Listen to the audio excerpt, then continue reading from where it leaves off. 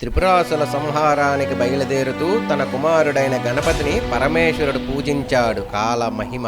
రావణునికి వరాలిచ్చిన శంకరుడే హనుమంతుడిగా జన్మించి అతడి మరణానికి కారకుడు కావటం కాల మహిమ. మహావీరుడైన అర్జునుడు అజ్ఞాతవాస కాలంలో విరాటరాజు కొలువులో నపుంసకుడిగా జీవించాడు. కాల మహిమ. చక్రవర్తిగా ఎందరికో దాన ధర్మాలు చేసిన నల చక్రవర్తి చివరకు భార్యకు సైతం వస్త్రాన్ని ఏర్పాటు చేయలేని స్థితికి చేరుకున్నాడు. కాల మహిమ. రాజలోకాన్ని జయించి రాజసూయ యాగం చేసిన ధర్మరాజు ఏకచక్రాపురంలో భిక్షటన చేసి జీవించాడు. కాల మహిమ. కాలం అనంతమైన విశ్వంలో ఎవరి ఊహకి అందని ఒకే ఒక రహస్యం. కాలం భగవత్ స్వరూపం. శ్రీకృష్ణ పరమాత్మ కూడా భగవద్గీతలో కాలస్వరూపుడుని నేనే అని ప్రకటించారు. అందుకే కాలాన్ని ఆరాధించాలి, కాలానుగుణంగా ప్రవర్తించాలి.